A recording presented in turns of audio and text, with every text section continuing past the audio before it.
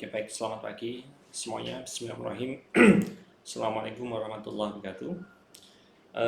Rekan-rekan, hari ini kita akan melanjutkan materi tentang SIG. Ya, materi yang akan kita bahas hari ini adalah tentang data spesial. Kemarin teman-teman sudah punya gambaran secara utuh ya tentang apa itu SIG, apa yang kita pelajari selama satu semester ke depan. Sekarang kita masuk ke segmen yang lebih detail. Nah, sebenarnya materi juga sudah saya upload di e-learning, jadi teman-teman bisa melihat ya, membaca sendiri di e-learning. Tapi beberapa hal akan saya jelaskan mengenai data spasial. Oke, sebentar teman-teman, saya akan besarkan.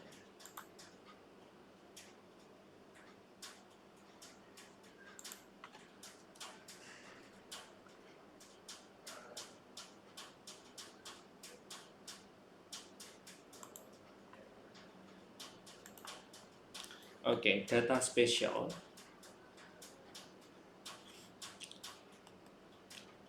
Nah, typically umumnya pertanyaan mengenai GIS dijawab dengan sebuah map ya, seperti halnya yang tertera di layar ya, yang digunakan untuk melakukan identifikasi untuk mengetahui lokasi untuk mencari sebuah pattern geospatial tertentu ya.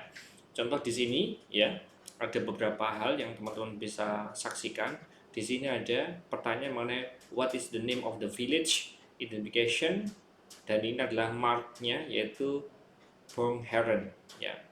Kemudian selanjutnya where the city hall locations, koordinatnya XY atau latitude dan longitude-nya sekian ya. Nah, maka lokasinya ada di sini. Kemudian pertanyaan ketiga, the certain route between A and B ya. Optimal path ya, starting at A, good left, and etc. ya. Oke, nah untuk shorten part ini nanti teman-teman juga akan pelajari ketika teman-teman belajar mengenai AI ya. Maka teman-teman akan berkenalan dengan metode untuk mencari shorten path, untuk mencari optimal path ya, pakai heuristik dan juga pakai value yang teman-teman langsung temukan saat itu ya. Jadi kalau heuristik adalah historical tentang knowledge ya, tentang suatu hal. Nah, selanjutnya di sini ada pertanyaan tentang what relations exist between root network and river pattern ya. River interrupt root network ya. Jadi di sini ada river interrupt root network. What if the new built up area is created here model will affect traffic intensity ya. Jadi termasuk teman-teman mungkin pernah tahu tentang analisis AMDAL ya. Jadi tentang AMDAL itu melihat secara geografik ya. Misalnya kita mau mendirikan sebuah tempat usaha, maka hal tersebut harus dianalisis terlebih dahulu ya, terutama pada dampak lingkungan ya. Misalnya kalau industri berarti harus diketahui juga di koordinat mana, di titik mana limbahnya akan diolah, kemudian di titik mana limbahnya akan dilepaskan dan seterusnya ya. Jadi banyak hal yang bisa dilakukan dengan GIS termasuk dalam konteks kita merawat lingkungan ya. Dan juga tentu saja kalau teman-teman nanti sebagai seorang pengambil keputusan ya di pemerintahan, maka teman-teman tentu memerlukan GIS ya untuk membuat keputusan yang precisely ya, yang sangat tepat. Dan dalam konteks yang lain, contoh kita dulu kenal di Surabaya ada wali kota yang terkenal namanya Bu Risma Bu Risma seorang tata kota, tentu dia akan menggunakan GIS untuk mengetahui ya pola penataan kota Surabaya yang sekarang kita tahu sangat berbeda dengan tahun-tahun sebelum Bu Risma menjadi wali kota Surabaya. Kemudian, nah terkait itu juga setelah adanya perubahan pada suatu tempat atau suatu titik, maka bisa dilihat tuh perubahannya. Bisa dilihat dari perubahan trafiknya, habit dari masyarakat dan seterusnya. Bahkan juga kita bisa lihat perubahan dari lingkungan ya. Ini contoh adalah growth urban area ya. Contoh teman-teman yang di dekat kita, ketika pintu belakang Poltek dibuka maka berjamur kos ya, orang yang menjual jasa kos di daerah sekitar belakang Poltek.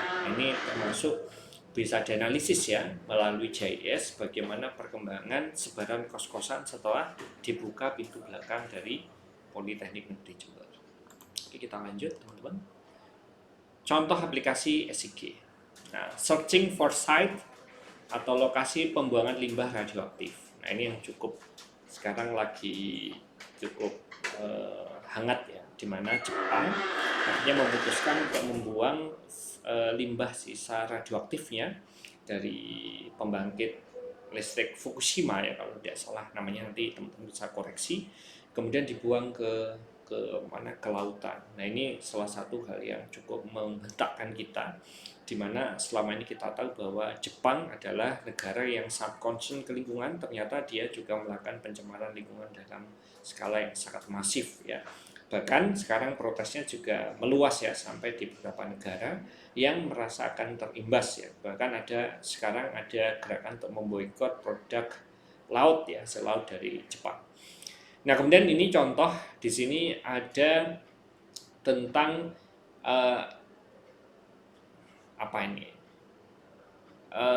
Glenford ya, anti nuclear protestor.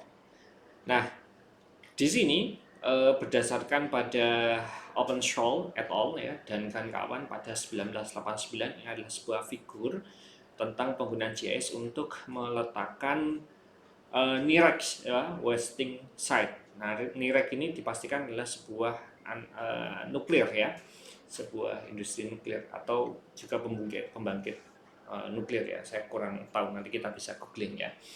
Nah, di sini dimulai dengan melakukan identify relevant siting factor, kemudian dilanjutkan dengan collect appropriate ya data and digitalize, kemudian identifying siting data and maps ya.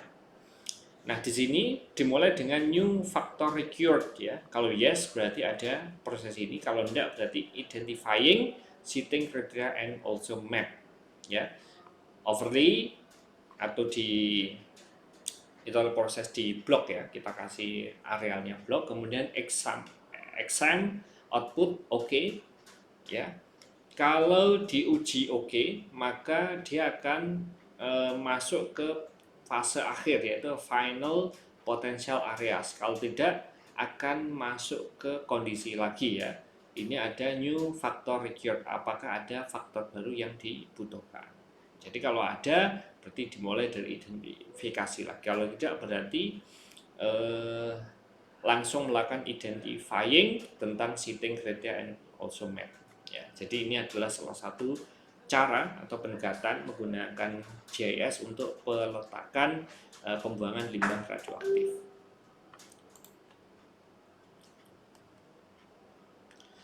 Oke, selanjutnya di sini ada gambar. Di sini keterangannya adalah radioactive waste case study, geology, pollution, transport, and conservation data maps ya. Ini source-nya adalah British Geographical Survey ya. Kemudian produced by the permissions, dan yang kedua ini adalah population ya, of Office for Nation Statistics ya. Crown's copyright material is produced by permission of the control of the HMSO.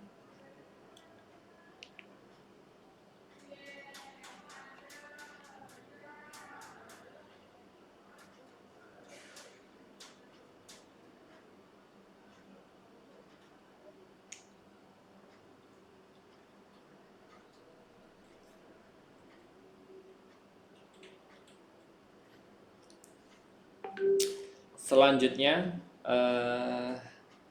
di gambar C ini adalah survei Ornament Survey, kemudian yang di Joint Nature Conservation Committee ya. Ini conservation criteria. Nah, dari gambar A, B, C, D kita lihat ini adalah 4 layer yang berbeda di tempat yang sama ya. Yang pertama ini terkait geologi, yang kedua terkait population, yang ketiga terkait transport, yang terakhir terkait conservation criteria. Nah, sehingga yang seperti kita bahas pada pertemuan sebelumnya, pada sebuah map itu dimungkinkan teman-teman punya banyak layer ya. Jadi pada satu area teman-teman bisa ada layer geologi, population, transport, dan juga ada conservation sekaligus. Nah, sehingga layer-layer ini ada kalanya bisa kita tumpuk menjadi satu untuk membuat sebuah decision ya. Contoh ketika kita masukkan ya conservation dan population untuk melihat bagaimana sebaran populasi terhadap tempat-tempat yang menjadi concern untuk konservasi ya, atau hutan lindung ya, misalnya di tempat kita punya beberapa taman nasional yang sekaligus berfungsi sebagai hutan lindung ya. Atau juga kita mau melihat bagaimana transportasi yang ada pada suatu site ya atau suatu daerah terhadap bentuk konservasi atau geologinya, sehingga kita bisa tentukan bagaimana lebar jalannya ya atau kualifikasi jalannya yang harus dipilih ya. Nah, di sini ada gambar tentang radioactive waste case study ya. A and B result from different setting scenario ya. Jadi ini contoh pada peletakan yang berbeda akan kita lihat ini akan ada sebaran ya dari residu dari radioaktif. Nah, jadi kita lihat ini berbeda ya, dengan pendekatan yang berbeda, dengan lokasi yang berbeda, dengan sisi pandang yang berbeda, kita akan memiliki lokasi yang berbeda berdasarkan pertimbangan-pertimbangan yang ada. Artinya begini teman-teman, semakin banyak pertimbangan kita, semakin matang pertimbangannya, maka kita bisa semakin membuat keputusan yang lebih presisi ya. Artinya kalau keputusan presisi tentu ini akan berdampak lebih positif ya terhadap lingkungan dan juga masyarakat yang ada di sekitar lokasi dalam konteks untuk radioaktif ini. Kemudian evaluating land use planning ya. Nah, ini pertanyaannya terkait dengan what will be the long term consequence of the continuing recreational activity for the landscapes. Where will damage for acid rain occur if a particular industrial plant continues to operate ya. Where should landscape conservation zone be established ya. Jadi ada pertanyaan-pertanyaan tentang ini ya, tentang aktivitas di dalam landscape yang tertentu. Nah, hal ini juga pernah kita alami di Batu. Di Batu itu punya landscape yang didominasi oleh cliff ya, ada jurang, kemudian ada bukit dan seterusnya. Dimana makin miring suatu daerah tentu akan punya potensi longsor yang lebih tinggi, dan lebih datar artinya potensinya lebih rendah. Pada satu titik ada lokasi atau daerah yang memiliki batas tekanan atau daya angkut yang pada jumlah tertentu ya. Nah, jumlah tersebut harus dihitung dengan cermat, kalau tidak nanti ketika melampaui tentu bisa longsor ya, dan itu juga pernah terjadi di Batu ya. Bahkan sebenarnya ini juga umum kita bisa temukan, misalnya di Malang itu juga ada sebuah jembatan yang terkenal yang menghubungkan antara Suhat ya dengan Brawijaya misalnya. Di situ sudah muncul retakan-retakan, sehingga dari hasil analisis ya terhadap traffic yang ada di sekitar situ, akhirnya pemerintah buat decision bahwa traffic light itu harus berada sebelum jembatan. Padahal sebelumnya traffic light-nya itu berada di dalam jembatan. Jadi mobil atau kendaraan menunggu di dalam jembatan, sekarang menunggunya di luar jembatan atau sebelum jembatan. Nah, ini salah satu decision yang diambil berdasarkan analisis ya traffic yang muncul. Nah, selanjutnya ini adalah bentuk map yang lain, di mana di sini ada ecological survey, kemudian ada village populations, ada relief, ada recreational load ya. This map has been produced by combining the map shown in panel A up to D ya, with several order data layer for regions ya. Yang terakhir ini adalah geography and hydrology ya. Nah, jadi kadang-kadang kita bisa menentukan tuh ya desain akhirnya berdasarkan penggabungan dari semua map yang ada. Contohnya adalah ini ya. Nah, selanjutnya teman-teman, ini adalah menggunakan JS untuk melakukan identifikasi conservation zones in Zadarsky, France ya. Nah, sumbernya diperoleh dari Patch ya et al. Di tahun 1995 ya. Ini adalah tempat ski yang cukup terkenal. Nah, ini dimulai dari decide which one to implement. No, berarti kita mulai dari identifying ya relevant data, kemudian kita mulai dari paper ecological maps from field work ya, digitize ecological zones, kemudian sekaligus secara komprehensif juga melakukan topographic maps, kemudian melakukan digitize, kemudian ada remote sensing data, extract land cover maps, selanjutnya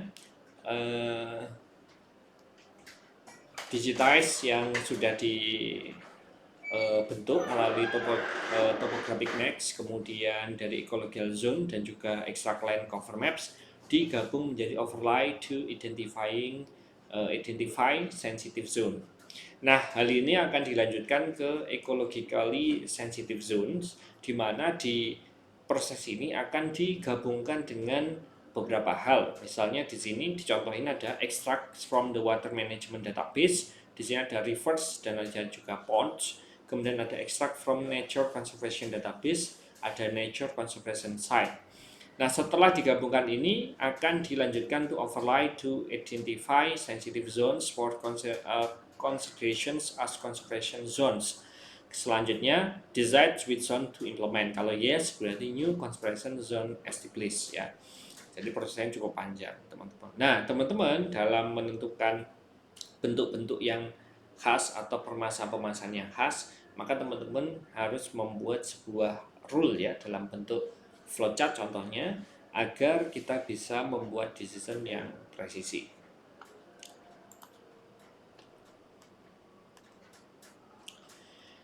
Nah, ini contoh yang lain ketika kita ingin mencari rumah baru ya, finding new home, a new home.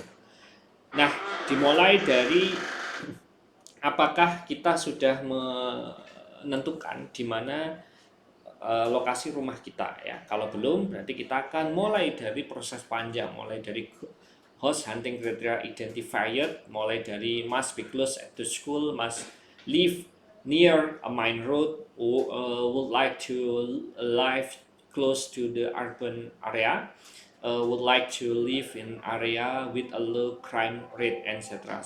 Sampai nanti terakhir kita akan melakukan overlay to identify suitable area in zone of low insurance ya. Selanjutnya nanti kembali ke kondisi ini ya, decide to look at houses in this area. Kalau yes, view houses ya. Itu proses yang panjang saya kira. Nah, teman-teman bisa melakukan banyak hal ya. Ini ada railway constraint, ada countryside constraint, proximity to roads, proximity to school, dan selanjutnya kita bisa combine of railway constraint and countryside ya constraints, atau kita juga bisa menggabungkan antara constraint maps ya dan route use of the most important factor ya. Kemudian kita juga bisa membuat tuh optimal site ya, reclassified from F ya. Ini proses klasifikasi lain daripada F. Nah, application area for GIS yang pertama ada socio-economic atau government application, health, local government, transport planning, service planning, urban management, international aid and development. Kemudian ada defense agencies, Itu seperti target site identification sampai homeland security and anti-terrorism, kemudian commerce and business, market share analysis, insurance, wealth management, direct marketing, etc. Utilities ya, network management, service provision, telecommunication, emergency repair, environmental management, landfill, site selections and mineral, mapping potential, sampai dengan environmental impact assessment.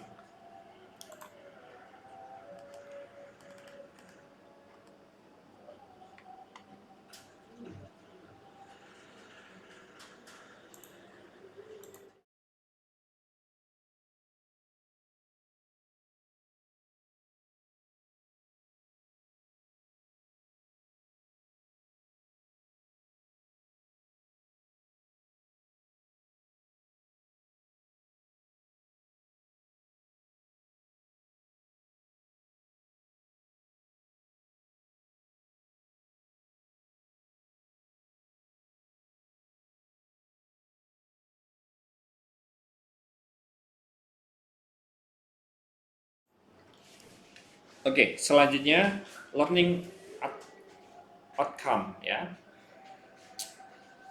Nah,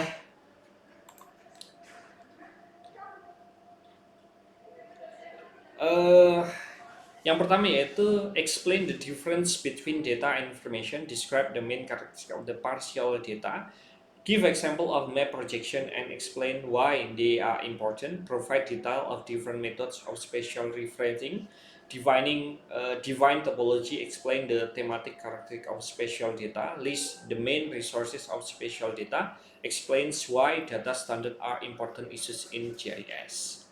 Intro, all geographical information systems are computer representation of some aspect of the real world.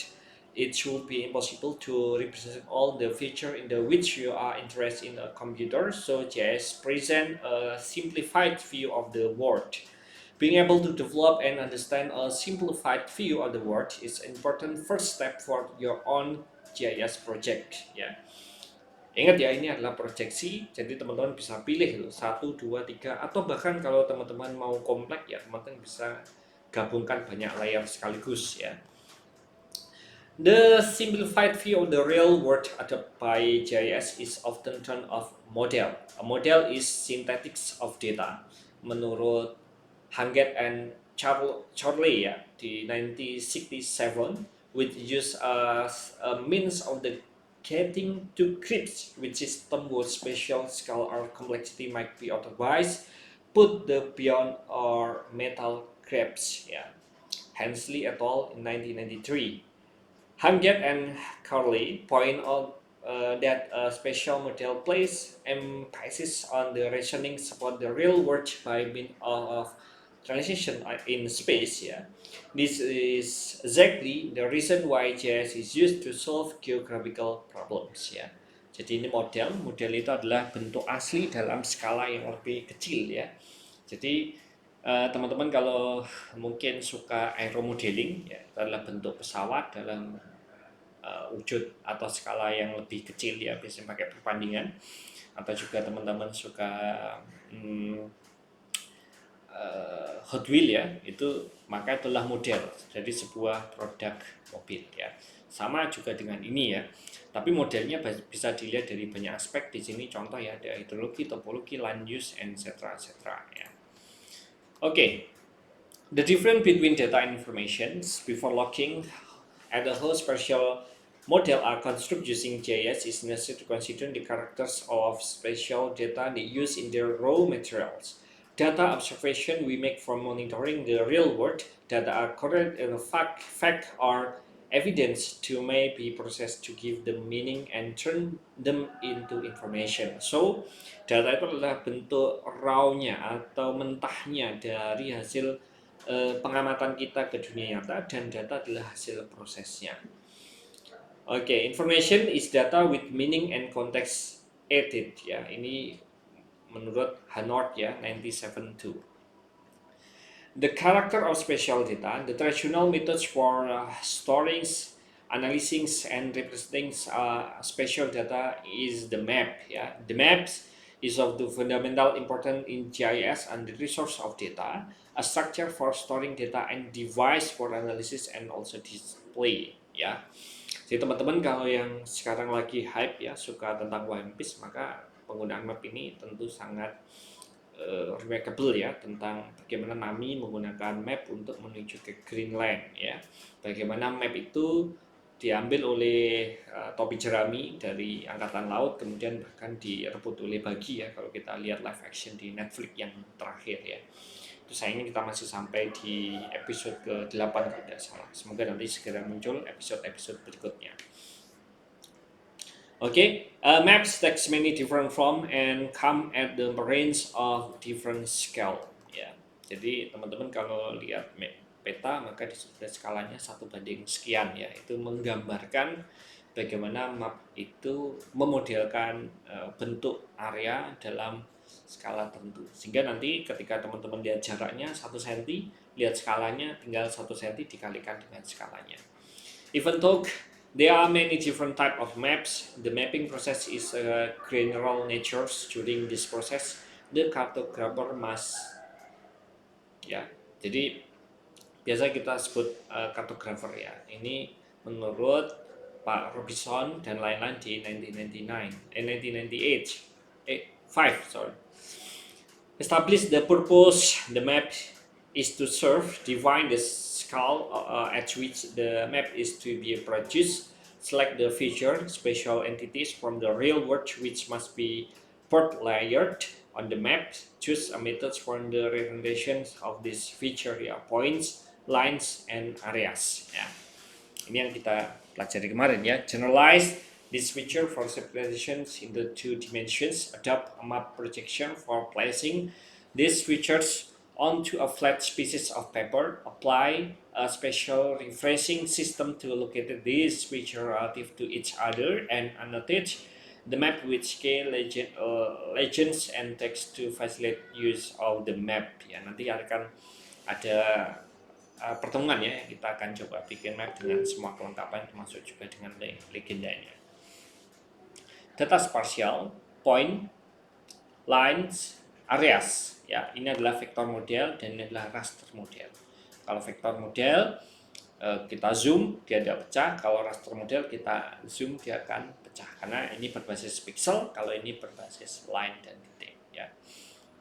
Oke, data spesial berdasar dimensi, ada potential data, ada data 0 dimensi, linear data, data berdimensi 1, kemudian ada areal data, data berdimensi 2, dan ada volumetric data, data berdimensi 3. Nah, basic special entities point are used to represent features that are too small to be represented as area at the scale of the mapping being used ya. Jadi dari titik kita bisa perbesar ya menjadi sebuah area. Jadi itu adalah point. Lines are used to represent features that are linear in the nature, for example routes for lines or rivers ya. Nah, teman-teman yang suka pakai Google Map biasa berhubungan dengan line ya, ketika kita membuat rute mau menuju ke satu tempat tertentu. Areas are represented by the closed set of lines and are used to define features such as field, building, or lake ya. Jadi kalau teman-teman datang ke atau lihat ya suatu daerah, maka ada batas daerahnya, maka itu disebut sebagai area, atau sebuah area rekreasi kemudian ada batasnya ya, itu disebut sebagai area. Informasi geoparsial. Parsial adalah aspek kekurangan suatu objek atau kejadian yang mencakup lokasi, letak, dan posisinya ya. Geoparsial atau ruang kebumian adalah aspek keruangan yang menunjukkan lokasi, letak, dan posisi suatu objek atau kejadian yang berada di bawah, pada, atau di atas permukaan bumi yang dinyatakan dalam sistem koordinat tertentu ya. Data geoparsial adalah data tentang lokasi geografis, dimensi atau ukuran dan atau karakteristik objek alam dan atau bantuan manusia yang berada di bawah, pada, atau di atas permukaan bumi. Ya.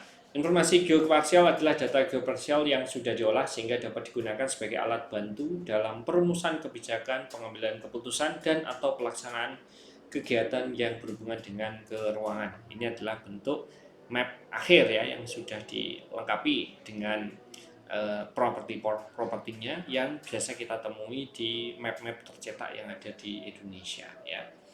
Ada arahnya, kemudian di sini ada latitude longitude-nya ya, kemudian di sini ada skalanya dan ada keterangannya dan seterusnya. Hal yang perlu diperhatikan terkait penyajian data spasial adalah skala, entitas spasial, generalisasi, proyeksi, sistem koordinat, referensi spasial, topologi sumber data spasial. Ya. Nah, scale virtually are resource of spatial data including maps are smaller than reality they represent. Ya. Ini based on Monmonier ya 1996 ya dan Kitts 1982 ya. Scale give an indication of how much smaller the reality is map is ya. Jadi tinggal kalau 1 cm kita tinggal kalikan dengan skalanya.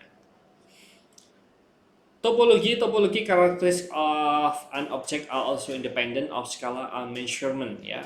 Menurut Chrisman 2002 ya. Typology as related to spatial data consists of the 3 elements agency, containment, and connectivity ya. Nah ini